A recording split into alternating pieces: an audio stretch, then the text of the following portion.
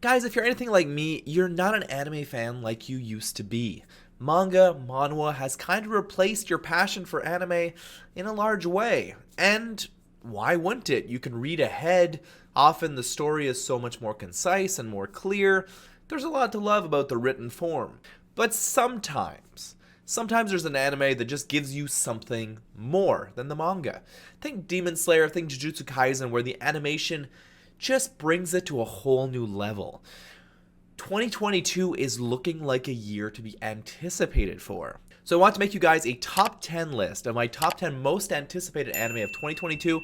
I have 5 honorable mentions for you guys just to add a little bit more to this list because there are a lot of good things coming out this year, and these ones I'm excited for, but definitely not as much as my top 10. The first honorable mention is Misfit of Demon Academy Season 2. The first season was fun. The main character was a little bit too OP to my liking, but it definitely had the cool factor with the protagonist just owning all his opponents. I'm hoping Season 2 brings on a little bit more interesting conflict, maybe some enemies that are actually a challenge for him, because so far, everything's been a little bit too easy for our protagonist. That being said, the power system is ridiculously strong, the world building is pretty cool, and the protagonist is still fun to watch and fun to follow around. The second one is Goblin Slayer Season 2.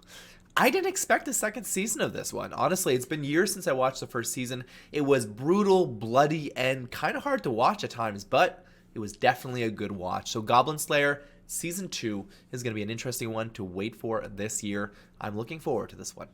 If you watched some of my lists before, you've seen me say that Overlord is not my favorite isekai out there. But I have to say, it still does something that most other ones don't. Putting the protagonist into kind of a villainous role like he is in Overlord is not one that common in anime. And I am hyped for Season 4. This one's going to be cool. I'm looking forward to it. The trailer is looking awesome. It just came out this week. My fourth honorable mention is the newest season of Tanya the Evil. This one was kind of insane as an anime, but visually it's stunning and it's really, really fun to watch. It's a weird-ass series. Character transfixed into the body of a little girl who is this badass, like, Second World War style, like, fighter in the sky with magic. It's nuts, but with a new season coming out, I'm hyped for it. My final honorable mention is one of my palate cleanser mangas that I love to read, and I'm sure it's not on the radar for most people, and that is Sono Bisuke Doll. It is a manga about a main character that paints dolls and designs these traditional Japanese dolls, and he becomes friends slash romantically connected to a cosplayer that wants help designing cosplay outfits. And what seems like it would be maybe a, I don't know, fan servicey show, and there's maybe a tiny bit of that. It's just a very wholesome, nice, great relationship full of good characters that are learning to appreciate each other for their different passions.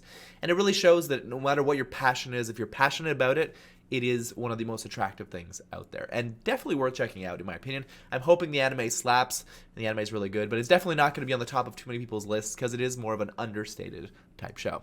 Alright guys, my top 10 list starts now. At number 10 is Arifureta season. Arifureta is one of the biggest wastes of potential I've ever watched in anime form. I love the protagonist. Those first few chapters were phenomenal. They introduced the Lolly character, and I'm like, yeah, this is maybe not going to be for me.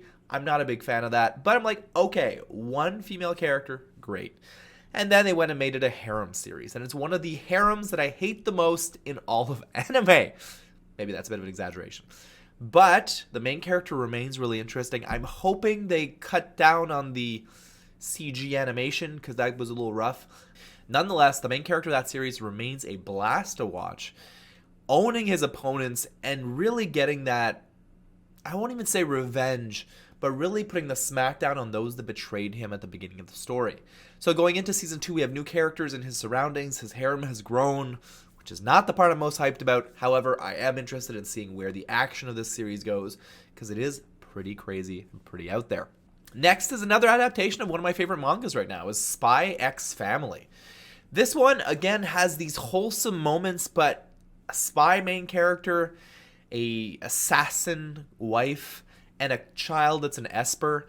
It's a weird ass setup, but it works so well. There's these beautiful, wholesome moments in the series, but there's also these crazy good, badass, like, spy moments and assassin moments. And in an animated format, I'm just so excited. I'm just hoping that the anime manages to bring things in a little bit better than the manga does, because there's a lot of teasing in the manga for some stuff. It seems still far from being done in the manga, so I'm hoping they're able to land things in the anime. I don't know if they're going to go for an anime only ending. This series could definitely be a short one if they wanted to just make it a one season one off, but they'd have to make up an anime only ending, and Lord knows those are not always hits for sure. At number 8 is going to feel like a betrayal, because this is probably one of my most anticipated anime of the year. However, I'm less hyped for it simply because I don't think the manga is going to be outdone. Blue Lock is my favorite manga I'm reading right now. It is phenomenal. It makes soccer, football into an action sport, and it is so darn good. But I don't feel like the anime is going to really reinvent the wheel for it. I think it'll be a cool, awesome thing to watch. I'm hoping the animation really slaps. The trailer sure as hell does. But I'm still a little unsure about it because the manga is so good, and it's hard to imagine the anime really adding much to the already spectacle-laced manga that is already out there. So I'm excited. It's in my top 10. It's in my number 8, but I can't put it higher because I'm a little scared for this one, actually. At number 7 is a sequel to one of the anime that kind of blew me away with how fun it was.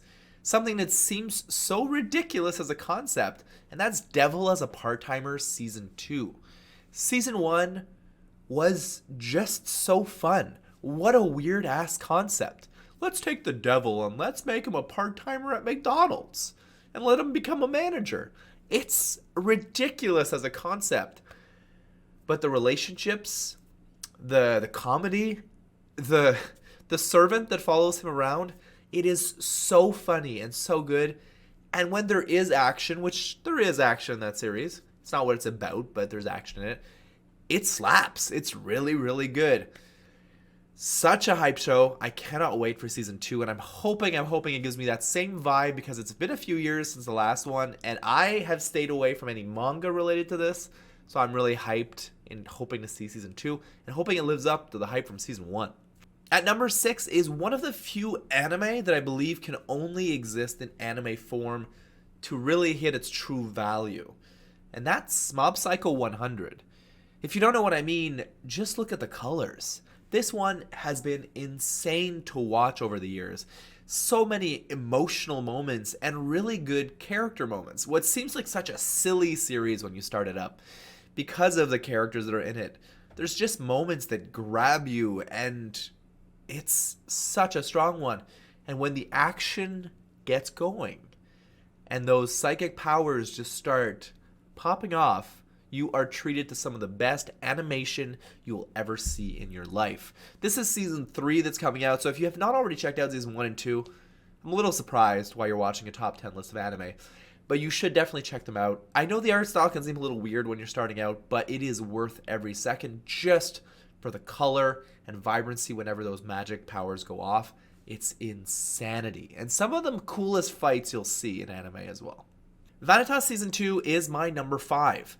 I'm hyped for this one because season 1 for me was my highlight of season that season. I loved it. The art style was fantastic. The characters were rich and complex, and I found them interesting. There's definitely some yaoi vibes to this one. If that's not your jam, if you don't like characters that seem a little ambiguous and to what they're into, that might not be for you. But there's something for everyone in this series, I think. The action is on point. And I think the passion of the characters really makes you root for them no matter what. Definitely an amazing ensemble cast with some really, really cute character moments in the series, as well as some amazing action that just slaps. And I think season 2, with where they're going from the end of season 1, is just going to be so much more intense, more psychological, and definitely more brutal. Number 4 is one I never thought I would get the chance to talk about again. It's the new season of Bleach. Bleach was one of the shows I grew up with. It was one of the big shonens, one of the big three that I grew up with, and were one of the reasons I fell into anime. Well, not the first reasons, but one of the reasons I got so intense into anime. And having the chance to go back into it, but with upgraded art, gets me hyped as hell for it. It has the potential of being one of really strong season. I don't think it's the best arc of Bleach personally, but I'm very hyped for seeing how the adaptation goes. More character moments, some amazing fights take place in this arc, so I'm excited as hell to see them take place. And knowing that the artist and the original creator behind Bleach is making new manga chapters as we speak means that this might not be the last Bleach anime adaptation we see in the coming years. Which gets me hyped because Lord knows we still have One Piece, we still have Boruto, and now we have Bleach again. So technically the big three are still around, which is kind of crazy when you think about how many years it's been that these guys have been around. At number 3, we have Attack on Titan final season. To be honest, the only reason this is my top 3 is because I want to see its end. This has been a long-running shonen series, and it is one of the greats. It will go down as one of the greats, without a doubt. But I'm definitely not as excited for the story. I've read the manga, I know how it ends, and it's not a great ending in my opinion. I'm hoping the anime manages to spin it a little bit to make it a little bit more interesting and a little bit more nuanced. And I'm looking forward to seeing that art style just rocking it until the very end. There's still some amazing moments left to be animated in this final part of the final season, but seeing it close on one of the great anime of all time is going to be an amazing experience.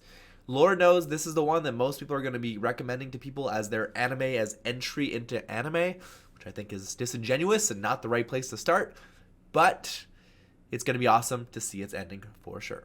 At number 2 is probably one of the great anime of all time's second season, and that's Vinland Saga.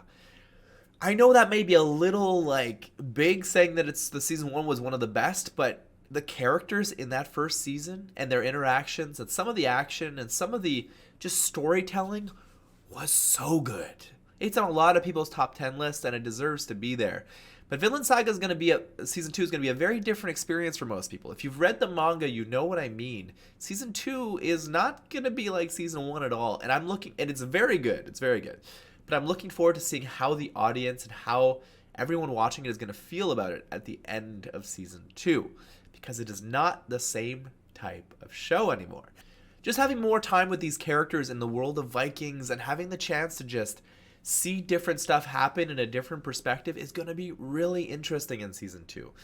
Now that the primary antagonist of season 1 isn't around anymore. So how is that going to affect our main character? How are things going to be? And how is that art style going to follow? Because everything looks amazing in 2022.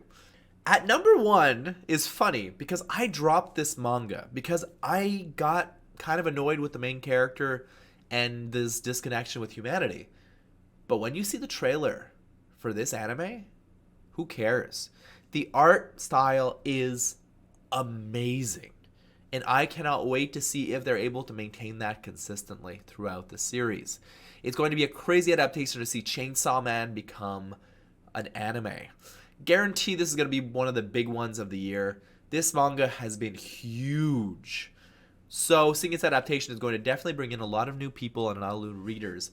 And a lot of fanboys obsessing over a certain girl in the series and maybe bowing like little pets when they need to.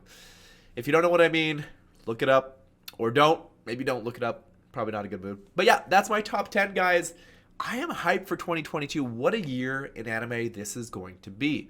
Once again, please like and subscribe to the channel if you like this kind of content. We'll be talking about a lot of anime, manga, manhwa this year. So please do. And I'll be seeing you soon.